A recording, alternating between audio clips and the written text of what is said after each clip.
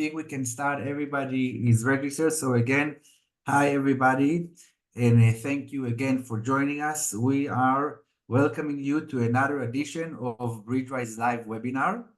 Today's session, we are going to use the AI-driven insights in order to do some global market recap. Basically, we'll try to review key drivers and events, think a bit of 2025, and cross those things with a lot of reading and insights we are getting from a Bridgewise platform, which covers 40,000 stocks, so quite a good grasp on things. I'm Ilan Furman. I'm a CIO at Bridgewise, and joining me is Dato, who is global expert and advisory board member at Bridgewise. And I think the best will be for Dato to introduce yourself and share a few thoughts before we dive. Ilan, thank you. Thank you all Bridgewise marketing team for organizing this and having me here.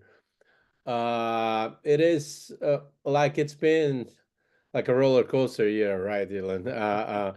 All over the world with many things happening, with expectations being settled, globally markets dealing with inflation and everything that happens now.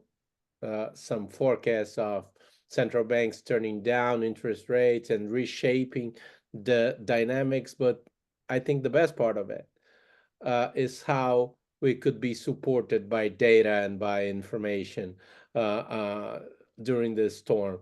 So I think if we can share with people here how how uh, uh, how how can we be helped by technology, by data? How can decision making, data driven, understanding, and deeply connecting a whole wide variables into our investment decisions and our capability of reading the market can make us strong and better investors? Thanks, Dato. And it's correct. We really need navigation tools in these currents. It's very, where do you start exactly? Where do you start when you review 2024? Maybe first by stating the obvious, that it was a very, very strong year in financial markets, a year that basically shrugged off geopolitical tensions and concerns about macro. We saw quite a more diversified performance trends this year, where many sectors were up, but again, tech was a driver, seeing Nasdaq going up more than 30%. Basically, what I want to do is discuss with you the key drivers of 2024, and have a few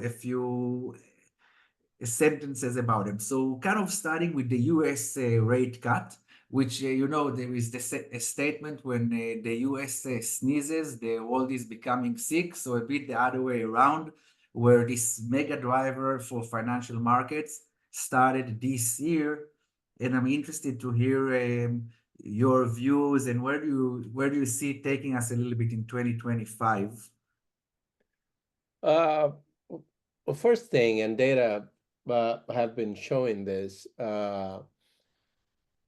like 2024 was some sort of a resettlement of expectations ever since what we had after the pandemic. So globally, all major economies having to deal with the fact that all that money injection into the economies for rescuing stuff and the effects on inflation and what happened was when we look at the data and we saw the performance like of technology company, to say the least, we're making a webinar in such an on behalf of such an amazing tech company that was built in this environment, that have been growing globally in this environment. So what AI have been doing, like obviously there's the NVIDIA phenomenon, but it is, I think it's deeper than that.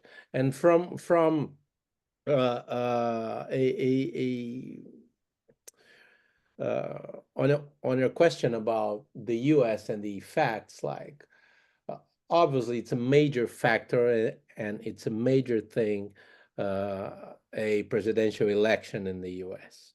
We have been facing two different speeches. It is two different approach to economy. So the approach that won the election is more related to reducing taxes, to reduce to deregulation, to Mhm. to to some improvements on that. And I think some of these things have impacted recent performance, obviously, of U.S. stocks in the past few weeks after the election, and may have driven what Chairman Powell brought up uh, this week with the decision, which was exactly the decision that was aligned and expected by the market, but how he addressed it popped up a bit of stress because some uncertainties could slow down the way of bringing down interest rates in the US. But at the end of the day, it's not different than what happened with some peculiarities, obviously adjusted from time to time. But exactly what happened after 2016 election when Mhm. Donald Trump won for the first time. So I think there's a whole pack of uncertainty that is way smaller than in 2016 because the world have seen 4 years of Donald Trump as a president as well. So I do understand that there's a lot to be followed, to be understood. And 2025, I think it's going to be fun. It's going to be some tough times. And I am positive on saying that thankfully, we Mhm. have the access to technology and to screening that we have nowadays because things are getting tougher from a decision-making process and standpoint. Variables are bigger and bigger. The world is every time more and more connected. So one thing that happens, you use the expression when the U.S. sneezes and stuff, but I would say that it's some sort of butterfly effect, and thankfully we have AI backing us up in this journey. I think, thanks. It's very interesting, and I completely agree with you. And I think that AI can support a little bit if I look to 2025 and really thinking that perhaps alpha will become more challenging, right? And selection will matter more. Um, that's another good thing of the data tools that we have, for 2025, the capability to explore a little bit the long tail, to explore a little bit outside of the things that rallied significantly, because one of the things that we do see is high level of valuations, which mathematically increases the risk. So I completely agree with you on the AI. I'm curious, kind of what was nice to see in 2024 is that basically we saw the capability to accommodate geopolitical risks, and actually what we've seen in the global economy is a very accommodating scenario.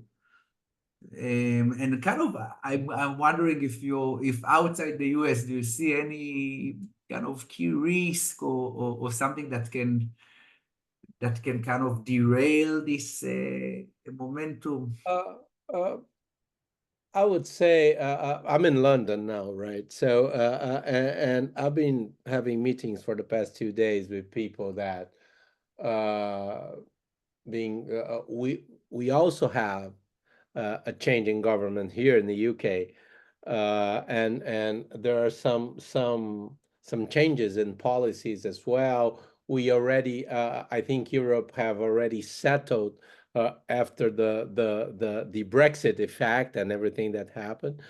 I do understand that global activity still relies on China, but there's India that is an amazing another amazing emerging markets. And I was looking at a data yesterday, Mm-hmm. and if you think about the BRICS response to Mm-hmm. 47% of total global population. Wow. Yeah, it's an Wow. astonishing number. I don't know if the data Uh-huh. is exacted, but if you think about, Yes. obviously, I never felt and I never liked, honestly, to be honestly, to treat BRICS as a group of As one brick. yeah, because it's absolutely different. Yeah. Every single country inside of the BRICS have its peculiarities and stuff. But I think the message here is to say that uh, from a consumption standpoint, Mm-hmm. 47% of global population is something to be addressed of, and we may have obviously keeping the pattern of China leading the dynamics of global infrastructure activity.